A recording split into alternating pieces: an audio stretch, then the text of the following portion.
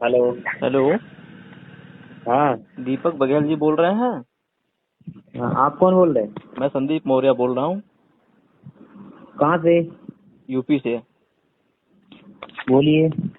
आपने गाना गाया है चंद्रगुप्त मौर्य पे, तो कुछ हिस्ट्री वगैरह मालूम है? हाँ मालूम है, तभी गाया है। जरा बताइए भाई, हमको भी, तो हमको भी मालूम चल जाए हमारा इतिहास।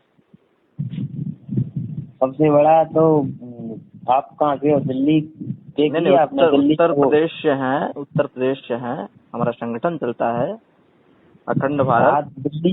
दिल्ली में वहाँ पे उनका स्टेच्यू लगा है।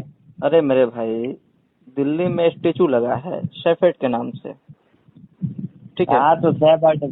सैफर्ड धनगर मेरे गठिया होता भाई, है। शेफेट का अर्थ क्या होता है, जरा मुझे बता दीजिए आप। हाँ सैफर्ड का मतलब होता है चरवाहा। चरवाहा। हाँ। कहाँ पढ़े हैं आप? पढ़े तो स्कूल में ही है, और कहाँ तो पढ़े? शेफर्ड का मीनिंग पता करके एक बार गूगल में सर्च कर लेना। शेफर्ड का मतलब क्या होता है, नादानी नहीं करना। एक बात और सुनो, अरे सैफर्ड का मतलब होता है गडरिया। गरडिया का मतलब क्या होता है, जरा हमको बताओ तो पाली भाषा में। गडरिया का मतलब होता है जो भेड़ बकरी का पालन पोषण करता है, अर्थात पाल बघेल गडरिया जैसे मैं हूँ। पाल गरडर बगड़िया, पाली भाषा में क्या कहेंगे इसको? पाली भाषा मुझे नहीं आती, मुझे हिंदी और इंग्लिश आती है, बस इतनी तो दो ही लैंग्वेज है मेरे इंडिया भाई, में। चंद्रगुप्त मौर्य के समय में क्या चलता था? उधर उधर का मुझे पता नहीं, वैसे तो हिंदुस्तान में पूरे में हिंदी चलती थी। जानते क्या हो मेरे भाई, मौर्य वंश के बारे में, चंद्रगुप्त मौर्य के बारे में? अब मैं क्या जानूँ, पूरा हिंदुस्तान जानता है उनके बारे अरे में। भाई, पूरा हिंदुस्तान कैसे कह सकते हो, अखंड भारत जानता है। ज- हाँ तो जापान वही तो मैं कह सुने रहा हूँ, मेरे हिंदुस्तान भाई, की पहले पूरा पहले सुनो, विश्व में भ्रमण है। पहले सुनो। हम्म। चंद्रगुप्त मौर्य के पिता का नाम क्या था? उनके पिता का नाम मुझे अभी याद नहीं आ रहा, मैंने पढ़ा तो था वह। तो कैसे गाना बनाते हो अजय यार? पाल, अजय पाल। अजय पाल धनगर। अच्छा, अजय पाल नाम था, अजय हाँ ये। अजय पाल था उनके पिताजी का नाम। क्या है? अच्छा, अजय पाल था उनके पिताजी का नाम चंद्रगुप्त मौर्य के। हाँ चंद्रगुप्त मौर्य पाल छह धनगर ऐसे ही कुछ था। हाँ हाँ, ठीक है ठीक है। चंद्रगुप्त मौर्य ने कहाँ से अपना साम्राज्य चालू किया था? पाटलिपुत्र पटना मगध प्रदेश की राजधानी थी। अच्छा, पाटलिपुत्र, पाटलिपुत्र क्या था?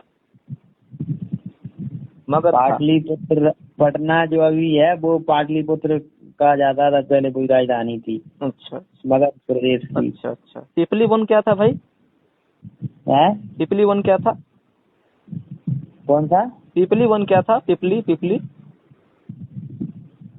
पीपली वन। ये क्या था?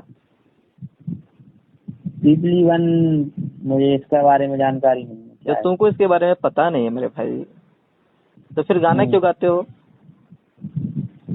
मैं अगर क्या गाऊंगा, सुनो पूरा भाई, हिंदुस्तान जानता है। मेरी बात सुनो।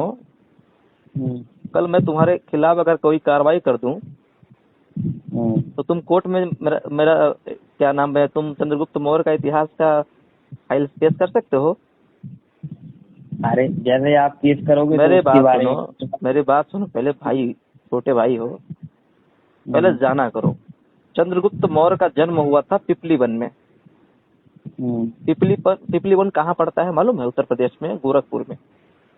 हम्म, और चंद्रगुप्त मौर्य के पिता का नाम था चंद्रवर्धन मौर्य।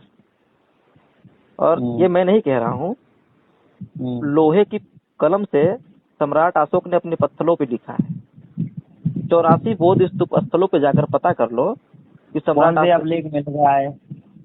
तुमको मैं बताऊंगा कुछ मतलब कहाँ के अभिलेख में? अशोक के बहुत अभिलेख हैं। चलो ठीक है, तुम चले जाना मिर्जापुर। मिर्जा मिर्जापुर में है। मिर्जापुर में औरहरा स्थित है, ठीक है? अरोरा अभिलेख।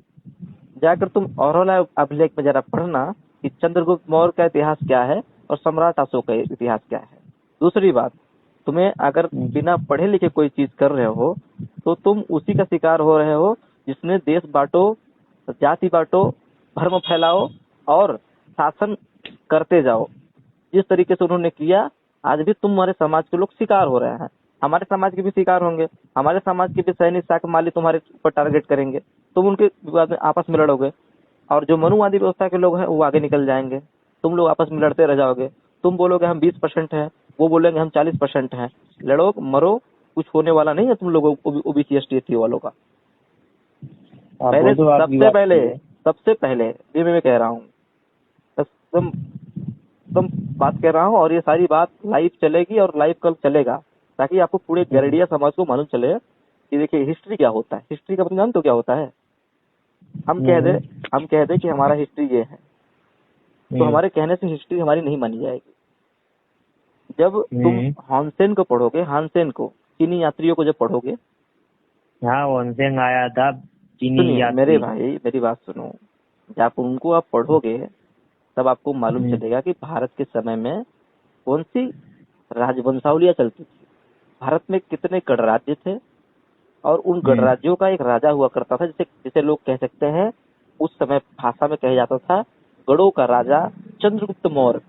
चंद्रगुप्त मौर्य, कुछ लोग भाषा में गढ़रोहा कहते थे। गढ़रोहा मतलब सारे गढ़ों को संगठित करके चलाने वाला शासक। उसको इंग्लिश में, फ्रांस भाषा में उसको सेफेट कहते हैं, तब चीनी, नेपाली भाषा में, इंग्लैंडी भाषा में तमाम प्रकार की बातें कही जाती है। उसका अर्थ, जैसे सम्राट अशोक को लोग यहाँ पे सम्राट अशोक कहते हैं, कहीं चंडी अशोक कहते हैं, कहीं महाकालेश्वर कहते हैं। तो सम्राट अशोक की पूरी जीवन गाथा को एक शिलालेख या एक अभिलेख में नहीं मिलेगा। जितने भी हमारे अशोक की बात अलग है, चंद्रगुप्त मौर्य कह रहे हैं। अशोक तो चंद्रगुप्त की बात कर लेते हैं यार, चंद्रगुप्त मौर्य की ही बात कर लो। देखो भाई, अखंड भारत सम्राट अशोक के समय में, पहली बात याद रखना, अशोक तो चंद्रगुप्त मौर्य का नाती था। सुनो मेरी बात सुनो, बिंदुसार का लड़का। चंद्रगुप्त मौर्य के बारे में जानना है ना, तो एक बात थोड़ा बड़े फंसे की सुनना। चंद्रगुप्त मौर्य के आगे नाम के आगे क्या लगता है, महान चक्रवर्ती सम्राट चंद्रगुप्त मौर्य। क्यों लगता है पता है आपको? क्योंकि उन्होंने ऐसा काम किया अपने काम में, किसी प्रजा को दुखी नहीं, सताया नहीं। और सम्राट अशोक के समय में भारत में कितने जनपद थे? 16, 18, 16 ऐसे कितने हैं? फिर से जाकर पढ़ लेना। भारत में 12 महाजनपद थे, ठीक है। 12 महाजनपदों के राजा थे चंद्रगुप्त मौर्य। चाणक्य थे उनके चाचा। नहीं पता है तो जाकर, चाणक्य को नहीं पता है तो चाणक्य का इतिहास, जब नंद वंश का किताब पढ़ोगे, नंद वंश का इतिहास पढ़ोगे, तब तुमको मालूम चलेगा चाणक्य का प्रतिशोध क्यों हुआ, और उन्होंने नंद वंश से अपना प्रतिरोध क्यों लिया, क्योंकि उनके भाई पिपली वन के साथ कैसे तरीके से दुर्व्यवहार करके उसने शासन छीना था। जाकर इतिहास, और ये टीवी सीरीज पे बता दें कि चंद्रगुप्त टीवी सीरियल होटल का अपमान किया था, मगर नरेश उसने। टीवी सीरियल में तो ये भी दिखाया जाता है कि ओबीसी एसटी एसटी के साथ कुछ भी नहीं हुआ, कोई भेदभाव नहीं हुआ, सब इक्वलिटी है। लेकिन बाबा साहेब भीमराव अम्बेडकर के साथ कितना जातिगत दुर्व्यवहार हुआ, पानी नहीं पीने दिया गया, तालाबों के लिए आंदोलन करना पड़ा। बात मेरी गौर से सुनो मेरे भाई, नहीं विवाद करने की है न तो लड़ने की है। आपकी उम्र क्या है? 23, ठीक है।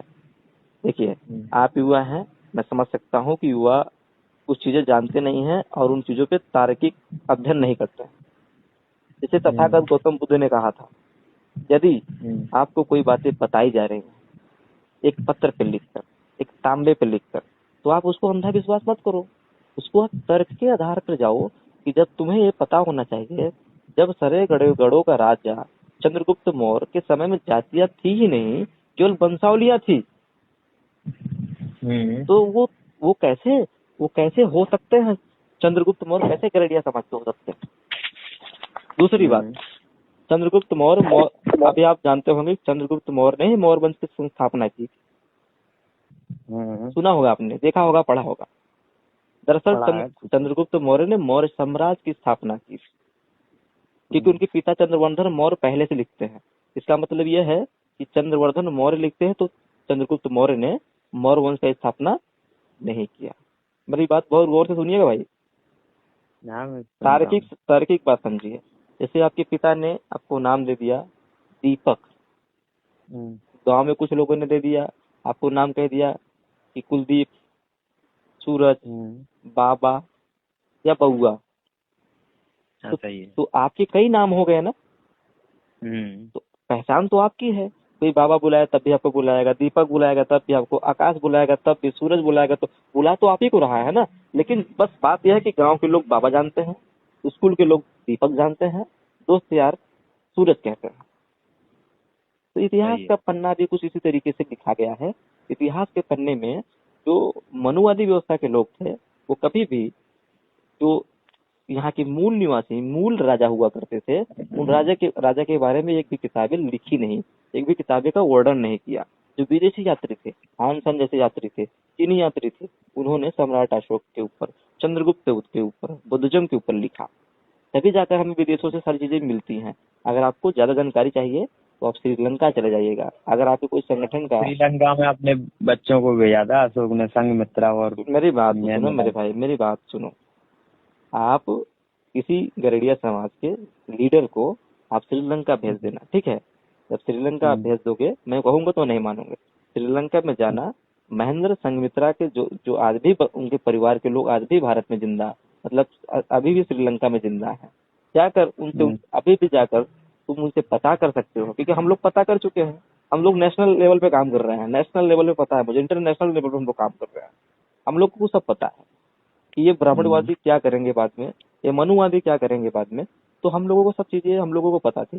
तो हम लोगों ने सब चीजें पहले से पता था कि ये लोग आपस में लड़ाएंगे हम लोगों को, और इतना ज्यादा लड़ाएंगे क्योंकि गरड़िया समाज एक बहुत साधारण समाज है।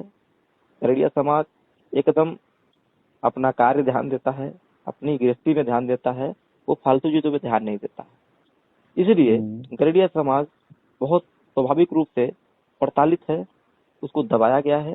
वो कहीं न कहीं कुछ जो आरएसएस मानसिकता के लोग फेडराइज होंगे और जाकर उनको भेजा जाएगा, आगे चलकर पूरे गरड़िया समाज को बहलाकर अपनी तरफ ले जाएंगे और बोलेंगे कि भाई तुम्हारा इतिहास इतना बड़ा है, तुम्हारा इतिहास इतना। अरे भाई, जिसने एमए किया है